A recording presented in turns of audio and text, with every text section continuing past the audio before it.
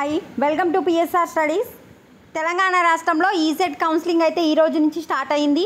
Counselling procedure ఏంటి, processing fee ఏ విధంగా pay చేయాలనేది వీడియోలో చూపిస్తాను. వీడియో చూసిన వాళ్ళు తప్పకుండా వీడియో లైక్ చేసి ఛానల్ని సబ్స్క్రైబ్ చేసుకోండి. ఫస్ట్ కౌన్సిలింగ్ ప్రాసెస్ కనుక చూస్తే ఫస్ట్ స్టెప్ వచ్చేసి ప్రాసెసింగ్ ఫీజు పే చేయాలి. అంటే మనం కౌన్సిలింగ్లో పాల్గొంటున్నందుకు గవర్నమెంట్కి పే చేసే ఫీజునే ప్రాసెసింగ్ ఫీజు అంటారు. ప్రాసెసింగ్ ఫీజు పే చేసిన తర్వాత స్లాట్ బుకింగ్ చేసుకోవాలి. స్లాట్ బుకింగ్ అంటే ఏంటంటే హెల్ప్ లైన్ సెంటర్కి మీ సర్టిఫికేట్ తీసుకొని వెళ్ళాలి. ఏ రోజు ఏ టైంకి వస్తారు అని బుక్ చేసుకోవడాన్ని స్లాట్ బుకింగ్ అంటారు. అంటే సర్టిఫికేట్ వెరిఫికేషన్కి ఈరోజు మేము ఈ టైంకి వస్తాము బుక్ చేసుకోవడాన్ని స్లాట్ బుకింగ్ అంటారు. స్లాట్ బుకింగ్ అయిపోయిన తర్వాత మీరు ఆ రోజు సర్టిఫికేట్ తీసుకొని హెల్ప్ లైన్ సెంటర్కి వెళ్ళాలి. సర్టిఫికేట్ వెరిఫికేషన్ కంప్లీట్ అయిపోయిన తర్వాత అక్కడ మీకు ఆర్ఓసి రిసిప్ట్ ఆఫ్ సర్టిఫికేట్స్ అని ఒక ఫామ్ ఇస్తారు. ఆ ఫామ్ తీసుకొచ్చుకున్న తర్వాత మీరు క్యాండిడేట్ రిజిస్ట్రేషన్ చేసుకోవాలి. అంటే మీ పర్సనల్ డీటెయిల్స్, మీ ఎడ్యుకేషన్ క్వాలిఫికేషన్స్ అవన్నీ ఎంటర్ చేసి నెక్స్ట్ ఆప్షన్స్ వెబ్ ఆప్షన్స్ పెట్టుకున్న తర్వాత సేవ్ చేసి లాగౌట్ చేయాలి.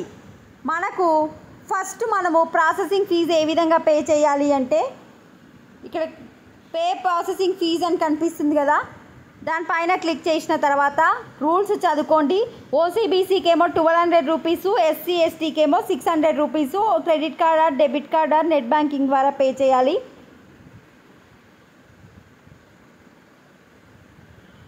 నెక్స్ట్ చూడండి, మీ TG ECET hall ticket number, hall ticket పైన రిజిస్ట్రేషన్ ఫామ్ నెంబర్ ఉంటుంది. Registration form number, date of birth, ఇక్కడ కనిపించే ఇమేజ్ వాల్యూ, ఈ 4 డీటెయిల్స్ ఎంటర్ చేసి పే ఫీ ఆన్లైన్ అని చెప్పండి.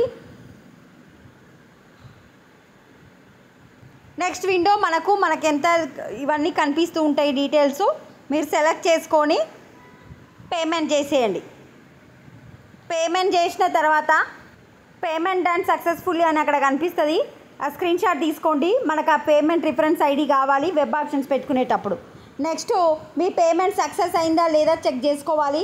Second step verify payment status పైన క్లిక్ చేసి మీ hall ticket number, registration number, date of birth, image value enter చేసి ఇవన్నీ ఎంటర్ చేసిన తర్వాత మీరు వెరిఫై పేమెంట్ ట్రాన్సాక్షన్ అనుకోటండి. మీరు ఏ విధంగా పే చేస్తే ఆ విధంగా వెరిఫై పేమెంట్ ట్రాన్సాక్షన్ అని చెప్తే మీ యొక్క పేమెంట్ రిఫరెన్స్ ఐడి వస్తుంది, సక్సెస్ఫుల్ అని వస్తుంది. ఈ 2 సక్సెస్ అయిపోయిన తర్వాత మాత్రమే మీరు వెబ్ ఆప్షన్స్ పెట్టుకోవాలి. నెక్స్ట్ వీడియోలో వెబ్ ఆప్షన్స్ ఏ విధంగా పెట్టుకోవాలి, క్యాండిడేట్ రిజిస్ట్రేషన్ ఏంటి అనేది చెప్తాను. వీడియో చూసిన వాళ్ళు తప్పకుండా లైక్ చేసి ఛానల్ సబ్స్క్రైబ్ చేసుకోండి. Thanks for watching.